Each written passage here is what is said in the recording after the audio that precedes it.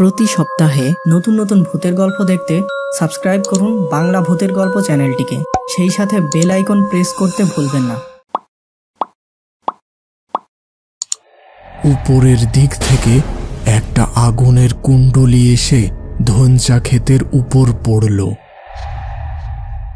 বন্ধুরা, আজকের এই সত্যিকার ভূতের ঘটনাটি পাঠিয়েছে মোহাম্মদ মোস্তফা, আর এই ভৌতিক ঘটনা তার নিজের সাথে ঘটেছিল। আজকের বিশেষ প্রশ্ন, তোমরা কি কেউ রাতে আকাশে ছোট আলো বা আগুনের গোলা ছুটে যেতে দেখেছ? আর দেখে থাকলে কোথায় দেখেছিলে নিচে জানাও।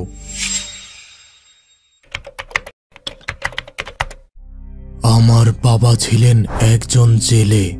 তিনি প্রতিদিন নদীতে মাছ ধরে সংসার চালাতেন। তবে তিনি নদীতে মাছ ধরতেন রাতের বেলা।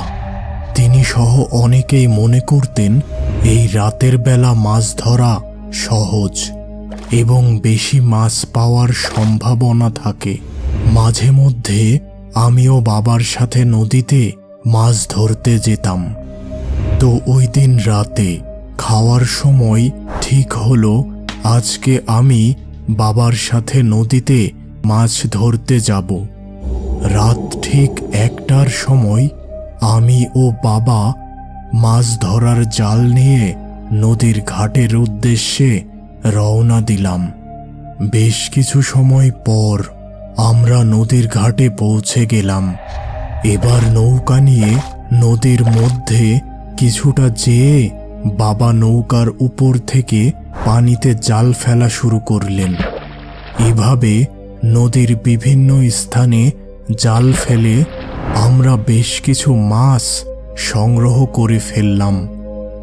এবার নৌকাটিকে নদীর কিনারে নিয়ে এসে বাবা নৌকার এক পাশে বসে বিশ্রাম নেওয়া শুরু করলেন, আর আমি মাছগুলো আলাদা করে রাখতে শুরু করলাম। কিছুক্ষণ পর আমার বাবার বিশ্রাম নেওয়া শেষ হলো এবং আশেপাশে কম পানি থাকায় বাবা এবার একটি টানা জাল নিয়ে পানিতে নেমে মাছ ধরা শুরু করলেন। আর এভাবে তিনি জাল টানতে টানতে নৌকা থেকে বেশ কিছুটা দূরে চলে গেলেন। রাত তখন প্রায় 3টা হবে, আর এদিকে আমি তখন নৌকায় একদম একা ছিলাম। এবার আমার চোখ পড়ল নদীর পাড়ের ধান ক্ষেত ও ধনচা ক্ষেতের দিকে। হঠাৎ করে উপরের দিক থেকে একটা আগুনের কুণ্ডলী এসে ধনচা ক্ষেতের উপর পড়ল। মুহূর্তেই ধনচা ক্ষেতের সাথে পাশের ধান ক্ষেতেও আগুন ছড়িয়ে পড়ল। আমি অবাক দৃষ্টিতে সেদিকে তাকিয়ে রইলাম। কিছু পরে পুরো ধান ক্ষেত আগুনে পুড়ে শেষ হয়ে গেল। এবার হঠাৎ একটি ঘোড়া এসে সেই জায়গায় উপস্থিত। ঘোড়াটি দেখে ভয়ে আমার গা শিউরে উঠল, আর আমি দ্রুত বাবাকে ডাকতে লাগলাম, বাবা, বাবা, দ্রুত এদিকে এসো। আমার ডাক শুনেই বাবা তাড়াতাড়ি আমার কাছে চলে আসলো। এবার আমি বাবাকে এতক্ষণ আমার সামনে ঘটে যাওয়া ভুতুড়ে ঘটনা বললাম এবং তাকে ওই জমির দিকে তাকাতে বললাম। কিন্তু এ কি, সব কিছু একেবারে স্বাভাবিক। ধান খেতে কোনো আগুনের চিহ্ন নেই, তবে ঘোড়াটি তখনও সেখানেই দাঁড়িয়েছিল। ঠিক ওই সময় ঘোড়াটি একটি কালো মহিষে পরিণত হলো। এই দৃশ্য দেখে বাবা দ্রুত নৌকায় উঠে বসলেন। আমি বাবাকে বললাম, বাবা, আজকে আর মাছ ধরার দরকার নেই, চলো বাড়ি চলে যাই।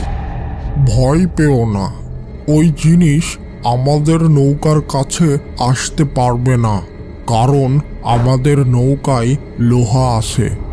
এবার ওই মহিষটি যেন ধান খেতে শুরু করলো। আমি আরো ভয় পেলাম।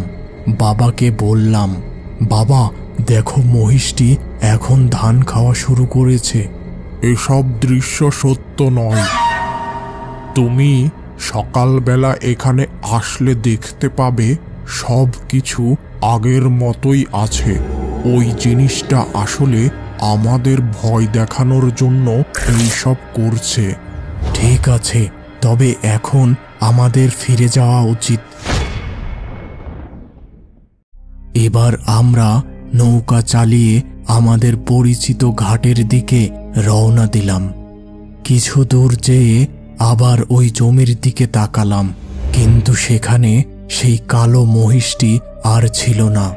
অনেক সময় ধরে নৌকা চালিয়ে আমরা পৌঁছে গেলাম আমাদের পরিচিত ঘাটে। ঘাটের বাজারে তখনও কিছু দোকান খোলা ছিল। আমরা একটি দোকানে বসে কিছু খাবার খেলাম এবং খাওয়া শেষে সেখানেই বিশ্রাম নেওয়া শুরু করলাম। বাহিরে যখন সূর্যের আলো আসা শুরু হলো, তখন আমি ও বাবা রাতে নদীতে ধরা মাছগুলো নিয়ে বাজারে গেলাম। সব মাছ বিক্রি করে এবার বাবা ও আমি বাড়ির উদ্দেশ্যে রওনা দিলাম। এরপর অনেকবার আমি ও বাবা ওই ধান ক্ষেতের পাশে মাছ ধরতে গিয়েছিলাম, তবে ওই রাতের মতো আর কোনো অদ্ভুত ব্যাপার ঘটেনি। কিন্তু আজও আমার মনে প্রশ্ন জাগে, ওই জিনিসটি আসলে কি ছিল? দর্শক, তোমরা যারা আমার এই ঘটনা দেখলে, তোমাদের ধারণা কি আসলে ওই জিনিসটা কি ছিল? আর আমার ঘটনা এখানেই শেষ হচ্ছে।